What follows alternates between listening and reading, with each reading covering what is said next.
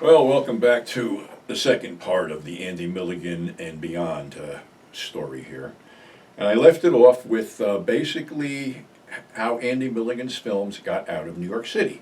Now, here's something, and I'm not bad-mouthing anybody, I'm not trying to pick a fight. I heard an interview with Joe Bob Briggs talking about Halloween and how Halloween was not a grindhouse film because basically it played a lot of other theaters outside of the grindhouses. And he went on to say that, a lot of people didn't go to the grindhouses because they were dangerous and dirty, and people just didn't go see movies there. Well, I hate to say this, but, you guys from out of the area really have a really misconceived notion of what really went on. I mean, yeah, some of them were dangerous, most of them were dirty, some of them were kept up okay. But the thing is, if you lived in that area, you went to the movies. If they were so dangerous and dirty and scary that nobody went there, why would they exist in the first place? They wouldn't have been allowed to stay open. They would have went bankrupt.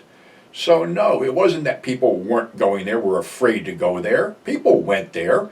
I mean, they were cheap. If you went on a Saturday or Sunday, when a matinee, people would bring their families there because it was like, $1 and kids free. So, that worked out that way. It wasn't that lack of the things, and when you're talking Halloween, well, Halloween, of course, was a grindhouse film. It was an independent, low-budget film, but the thing is, it got a wide release simply because it was released on October 31st.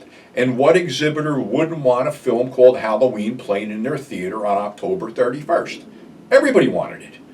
So it wasn't that it was more polished or anything, which it was, but yeah, that's the reason it got out. And as far as this other stuff goes about these films didn't stay in New York City. They didn't squat on 42nd Street and just stay there. No, they were all over the place. The Andy Milligan films, which we talked about, Torture Dungeon and what the hell was the other one? The Bloodthirsty Butchers. That was a double feature up on the drive-ins up in northern New Jersey. Morris Plains Drive-In and Partroy Drive-In. They were up there. That's basically, I think, where I first saw them, because that was when I got my license. So they were up there, as were Michigan's Fight for Your Life. It was in a theater in Morristown. There was a bunch of distributors that did this stuff, Aquarius Releasing, and I'm pretty sure Rick Sullivan worked there, and he was a distributor. He freighted films across the river to New Jersey. I know he brought stuff up to the Meadtown Cinema. That's the one I couldn't remember. That's at the SN 23, almost to Pennsylvania, the Meadtown Cinema. He was bringing stuff up there for, the exploitation stuff, and then stuff for the midnight shows. Also the Fabian in Patterson, I think the Wellmont in Montclair. So that's what he was basically doing up until the time he got that little problem and, couldn't do it anymore. So Aquarius Distributing was one arm of it. Michigan's was another one. Joe Brenner and Associates were another one. All these films would run in New York and bounce around to the Jersey grindhouses too. Like I always said, the Castle in Irvington was like the doppelganger of the Liberty, because it always wound up showing the same stuff that the Liberty showed. So yeah, it's like, I'm not knocking Joe Bob. It's just maybe you don't know how things went back then. You're just assuming because Halloween's a big name and shit like that it wasn't really tailored for the grindhouses. But in actuality, if it had been released in the summer, none of the outsider theaters would have wanted it. It would have been a drive-in and grindhouse thing. But being it was released on October 31st, yeah, everybody wanted a piece of it. It was definitely going to draw money, no matter if it was good, bad, or indifferent. Halloween on Halloween would draw money. So that's how that worked. And like I said, a lot of these other films, they all wound up. I mean, the RKO chain, before they sold all their freestanding theaters and bought Video Shack. All those films, and like Orange, East Orange, West Orange, whatever, they all got exploitation stuff that was playing, the same films that were playing in the grindhouses of 42nd Street. The Essex Green Cinema, which was a, pretty well-to-do joint up in West Orange, they would get them too. So, it's sort of a misconception of a lot of guys, I guess, that aren't in the area, just figured, oh, these films were plopped there, that's the only place they played, and that was it. No, it wasn't the case. I mean, certain stuff might have been too fucked up to move out, but Make Them Die Slowly was playing at the RKO Twin in the middle of the Willowbrook Mall. Cannibal Holocaust was playing at the Wellmont for 2 days until it got yanked.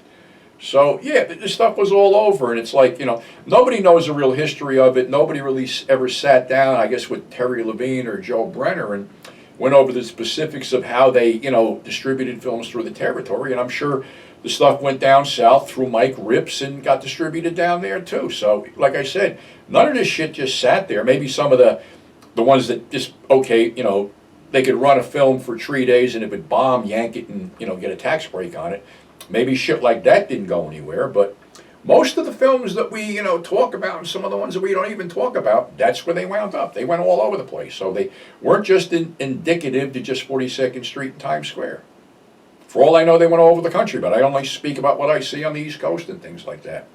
So that's all that. Like I said, Milligan, he was an auteur. It's just, he did the best with what he had, and sometimes it was good, other times not so much. So that's our show for today. Thanks for subscribing. Thanks for tuning in.